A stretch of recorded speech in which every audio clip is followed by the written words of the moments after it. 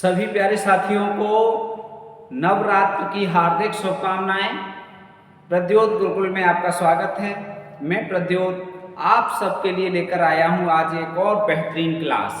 आज हम चर्चा करने वाले हैं बहुत ही अच्छे कंटेंट पर।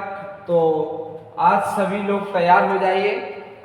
माता रानी आप सब पर कृपा करें और आज हम आपके लिए एक खास कंटेंट लेकर आए हैं। आज हम हाथ से लिख के पढ़ाएंगे आपको, ठीक है? ये देखो, ठीक है। राधे राधे सही दिख रहा है आपको? राधे राधे नहीं दिख रहा है अभी।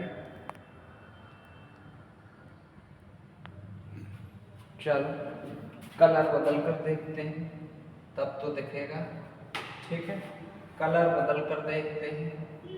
इम्पोर्टेंट तथ्य देखेंगे आज, ठीक है? इम्पोर्टेंट तथ्य, इम्पोर्टेंट तथ्य। चलो, ये दिख रहा है, ये दिख रहा है। चलिए, जैसे पहला, ठीक, पहला, सहजता का कवि किसे कहा जाता है? सहजता का कवि, सहजता का कवि किसे कहा जाता है? बताइए, सहजता का कवि किसे कहा जाता है? ये सही दिख रहा है? सही दिख रहा है। बताओ, सहजता का कवि किसे कहा जाता है? तो सहजता का कवि कहा जाता है भवानी प्रसाद मिश्र को। किसे कहा जाता है? भवानी प्रसाद मिश्र, ठीक है। भवानी प्रसाद मिश्र को सहजता का कवि कहा जाता है, ठीक। चलो भाई, अच्छा सा अच्छा दूसरा देखो। अब बहुत महत्वपूर्ण तथ्य लेकर आए, ठीक है। भारत का गोर्की किसे कहा जाता है? भारत का गोर्की किसे कहा जाता है? बताइए, भारत का गोर्की, बोलो, भारत का गोर्की किसे कहा जाता है? सही दिख रहा है ये कलर? हाँ, सही दिख रहे हैं। भारत का गोर्की कहा जाता है प्रेमचंद को। किसे कहा जाता है? प्रेमचंद, मुंशी प्रेमचंद को भारत का गोर्की कहा जाता है, ठीक है। अब इसके बाद अगला, अगला तीसरा, विरोधाभास का, विरोधाभास, विरोधाभास तो जानते ही हो, विरोध न हो आभास हो, ठीक है। तो विरोधाभास, विरोधाभास का बादशाह, बताओ, विरोधाभास का बादशाह किसे कहा जाता है? बताइए, विरोधाभास का बादशाह किसे कहा जाता है? बहुत बढ़िया, कलर भी सही है। तो विरोधाभास का बादशाह कहा जाता है घनानंद को, ठीक है। किसे कहा जाता है? घनानंद, रीति मुक्त कवि घनानंद को विरोधाभास का बादशाह कहा जाता है, ठीक। अब देखो चौथा, चौथा देख लो।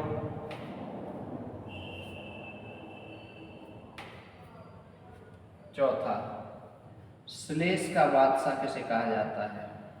श्लेष का बादशाह, बताइए, श्लेष का बादशाह किसे कहा जाता है? कमेंट करते रहिए सभी साथी। श्लेष अलंकार का बादशाह किसे कहा जाता है? तो श्लेष का जो श्लेष अलंकार है इसका बादशाह कहा जाता है सेनापति को। किसे कहा जाता है? सेनापति, ठीक। सेनापति, श्लेष, सस्य सेना, सस्य श्लेष, ठीक। अगला देखो, पांचवा देखो, पांचवा देख लो। महत्वपूर्ण महत्वपूर्ण तथ्य हैं, ठीक है। चिंतक कवि, चिंतक कवि किसे कहा जाता है? बताओ, चिंतक कवि किसे कहा जाता है? तो चिंतक कवि कहा जाता है कुंवर नारायण को, कुंवर नारायण। चिंतक कवि किसे कहा जाता है? कुंवर नारायण को। ठीक है, चिंतक कवि। चलो 5 हो गए।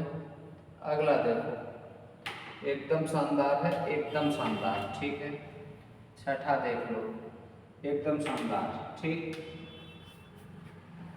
रसिक संप्रदाय की स्थापना किसने की? रसिक संप्रदाय,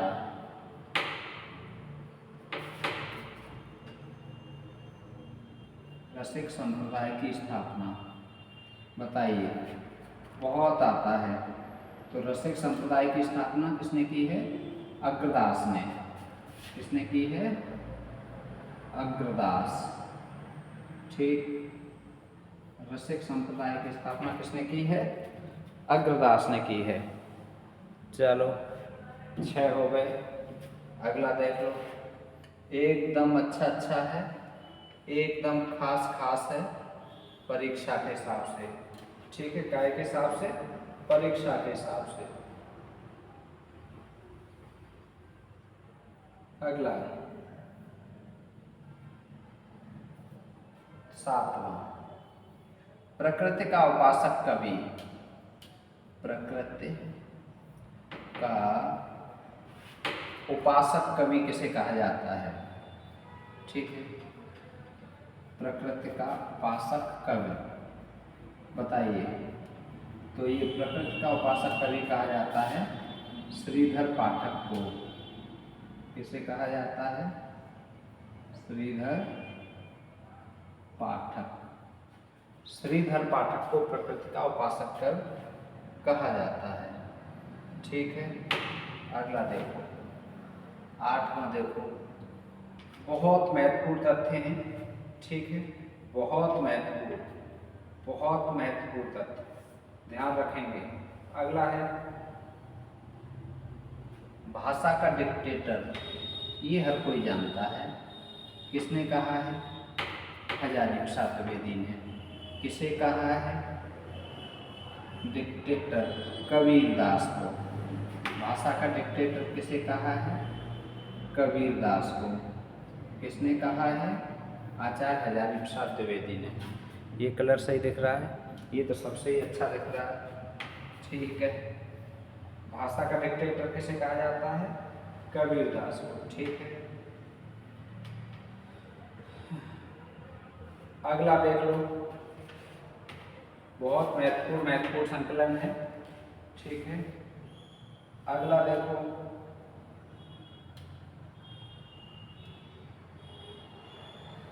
अनल कवि। अनल कवि किसे कहा जाता है? अनल माने आग। अनल कवि किसे कहा जाता है? तो अनल कवि कहा जाता है दिनकर को। रामधारी से हैं, दिनकर को अनल कवि। कैसे याद रखेंगे? जो दिनकर है वो अनल का भंडार है, आग का भंडार है। कौन? दिनकर। ठीक है,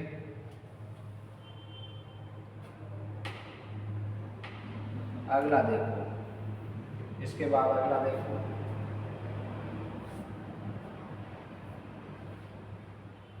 आधुनिक रहीम। आधुनिक रहीम किसे कहा जाता है? आधुनिक रहीम मतलब रहीमदास। आधुनिक रहीमदास किसे कहा जाता है? तो आधुनिक रहीमदास किसे कहा जाता है? सभी साथी कमेंट करते रहेंगे। ठीक है, किसे कहा जाता है? मिर्जा नासिर हसन को। मिर्जा नासिर हसन को आधुनिक रहीम कहा जाता है। आधुनिक रहीम कहा जाता है। ठीक है, अगला देखो, एकदम खास। ठीक है, हिंदी का लघु प्रसाद। हिंदी का लघु प्रसाद किसे कहा जाता है? लघु प्रसाद बताइए। हिंदी का लघु प्रसाद किसे कहा जाता है? हिंदी का लघु प्रसाद किसे कहा जाता है? बहुत छोटा है, लघु है। लेकिन बताना है आपको, बताओ। तो लघु प्रसाद जगदीश चंद्र माथुर को, किसे? जगदीश चंद्र माथुर, जगदीश चंद्र माथुर, ठीक है। लघु प्रसाद कहा जाता है इन्हें, ठीक। तो अगला देख लो, अब 12वां देख लो, 12वां देख लो, ठीक है। अगला, बिज्जी नाम से प्रसिद्ध, बिज्जी, बिज्जी किसे कहा जाता है? बताओ।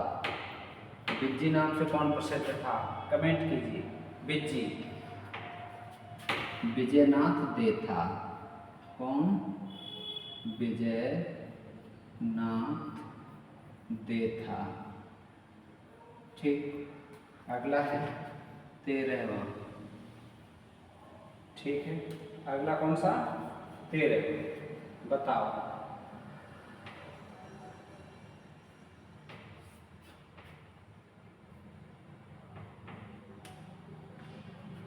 कृष्ण की बंसी का अवतार, बताइए। कृष्ण की वंशी का अवतार किसे कहा जाता है? बहुत महत्वपूर्ण है और बहुत बार आया है। कृष्ण की वंशी का अवतार, बताइए। कृष्ण की वंशी का अवतार किसे कहा जाता है? तो कृष्ण की वंशी का अवतार किसे कहा जाता है? बताइए। हित हरिवंश को, किसे? हित हरिवंश, हित हरिवंश को, ठीक है। कृष्ण की वंशी का अवतार कहा जाता है, ठीक है।